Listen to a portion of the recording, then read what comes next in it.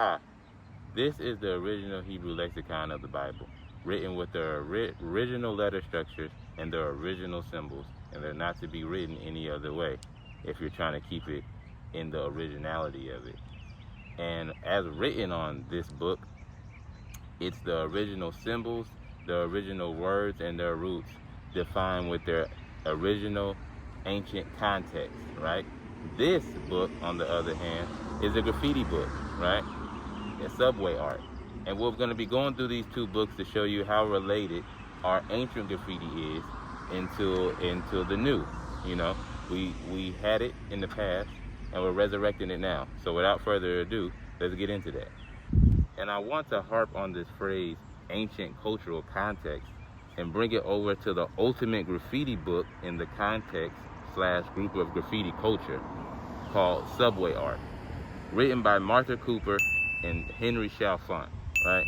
And the reason these names are important, in particular Martha Cooper's name, is because not only was she the photographer of this book that essentially preserved the images of the beginning stages of the genesis of graffiti, right?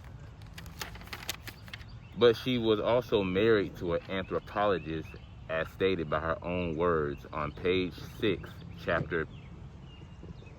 page 6, and chapter.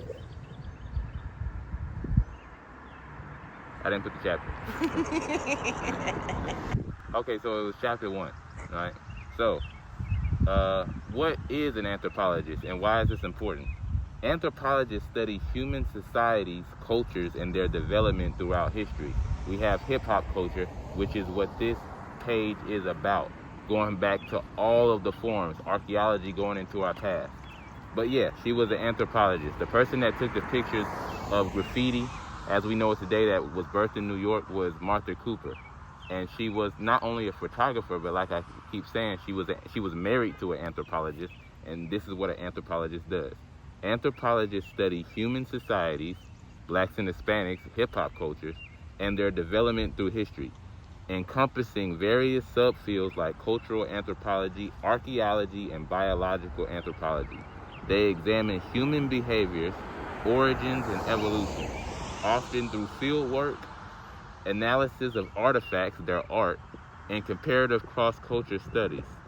Their work aims to understand the diversity and complexity of human cultures, including how societies are organized, how people interact with their environment, like spray painting on trains, right? Or spray painting on walls. That's a culture interacting with their environment. Or another way of culture interacts with their environment is if they say, thank you to the trees, as if the tree is alive, because the tree is alive. That's why Native Americans always gave blessings or credence to nature and talked to it like it was alive, which it is. Right? The birds chirping right now.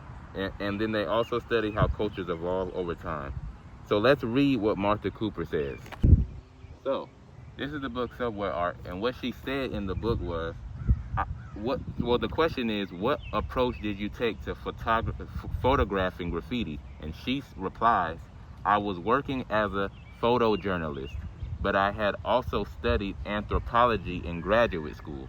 So not only was her husband an anthropologist, she studied it earlier on in her life, and was married to an anthropologist. I was interested in capturing the art of graffiti within the context of the culture. Within the context of the culture. Within the context of the culture. Now, if you see what this says right here, this is in ancient Hebrew letters, words, and roots defined within their ancient cultural context. Ancient cultural context.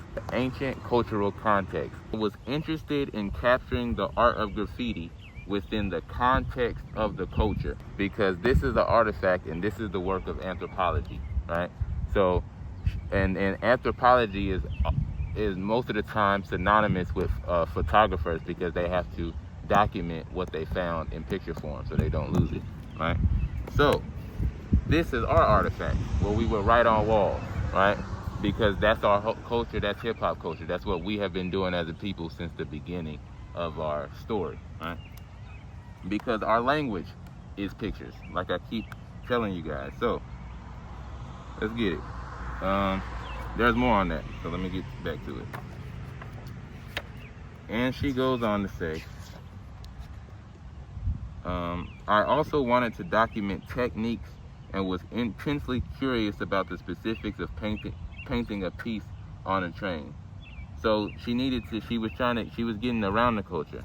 And we started doing this language. You learn language when you're a child, but crossing over to graffiti, this is he 3, and couldn't have been no more than 12. It was a little kid, but he was naturally inclined to write on walls. This is New York. He 3. Why don't you photograph graffiti? This is our artifacts. This is our culture, and this is a picture that she took of this Hispanic kid, because Hispanics and blacks started hip hop together. The study of our culture was so important to her, actually, that she said, in 1980, I quit my well-paying union job at the Post in order to spend more time shooting graffiti and documenting the emerging hip-hop scene or emerging hip-hop culture. She goes on to say, Henry Chalfant, who made this book with her, right here. She's saying this about Henry. Henry doesn't remember this, but when I met him, my leg was in a cast because I had just returned from Ellesmere Island in the high Arctic, where I had spent the summer photographing an archaeological dig for National Geographic. So she worked for National Geographic, and she quit her well-paying. One of these people that worked for National Geographic used most of her time in her free time, and also quit her job to document what blacks and Hispanics were doing because the art was just that dope. I had a mishap with the musk ox and torn a ligament, but that's another story. Now, the reason I put that ox story in there is because what is the first letter of the Hebrew alphabet? Ox. And that's not a coincidence. That's because both of these things are connected. Our ancient form of graffiti all the way to our new form of graffiti started in the 70s, you know what I'm saying? But everything comes back around like a cipher, right? Like a circle, because the best shape that describes black people is a circle. If we was a ninja, or if we was in Naruto, how every clan got their symbols, our symbol will be a circle, because we're smooth, and we roll, you know what I'm saying? Roll, bounce, all the other shit, afros, everything about us is circular and revolving. 360. Peace. Now, our language is graffiti because our language and their symbols consist of pictures, and those pictures is what we will write on walls. So, here goes our language. A, ba, ga, da, ha, wa, za, ha, ta, ya, ka, la, ma, na, sa, I, pa, ta, ka, ra, sha, ta. All of those are symbols, all of those are pictures, and all of those pictures is what we will write on things. But I want to take you over to a new book. It's called The Ultimate Graffiti Guidebook, a book for the purposes of teaching people how to do graffiti. And what's funny about this book is that the themes in how to do graffiti perfectly line up with the systems and rules of how to read our language. So I'm gonna read it. Letter/name positioning, how you position a letter in a graffiti name or graffiti art piece, is all about how graffiti artists organize each letter in relation to one another, and as a result, the position of the name as a whole. Because if you're messing with smaller elements, it's gonna affect the whole element of the name. My name being Monk. Individual letters can be positioned closer or further from one another, higher or lower, and even lean to the left or right, like you see on this shirt, right? Lean to the left. That was my style, right? This is called letter name positioning. And names can be straight across, like you read in regular print font, at an angle, right here, arced, or even written vertically, which you don't do in English, but what you can do in languages like Asian languages or other languages that's not English. So we can write our language vertically, left to right, because like I said, that is a circle. We can write and a circle goes in all directions. And we can read our we can read our language backwards forward, we can write it forward to right, we can write it left to right vertically. That's because our language has flow and it's freer, which is why the kids in the Bronx, when they started doing graffiti, felt that in their soul to write it vertically, left to right, without even knowing what their culture was.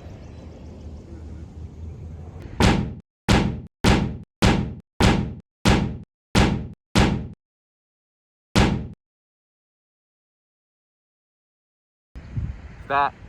Now look. Now, and also in the book, it says, by including repeating elements from one letter to the next, we can increase how much those letters flow. Because when you're a graffiti artist, you have to put flow in your name. Flow is the name of the game, as stated by Christ in this verse right here.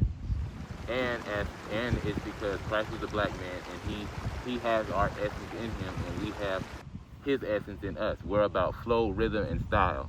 So everything that we do in hip-hop, from the written language, which is graffiti, from the spoken language, which is rap, and from the DJing, which is the cutting and scratching records, so all the elements that compose graffiti, it has to have flow in it. Now, I'm going to read it again. By including repeating elements from one letter to the next letter, we can increase how much those letters flow with one another, therefore increasing how the whole name flows and how every letter works with one another to make a pleasing composition. So, if you look at our letters and our language, you do have repeating elements. If you look at da, there's a line in it. If you look at taza, there's a line going vertically.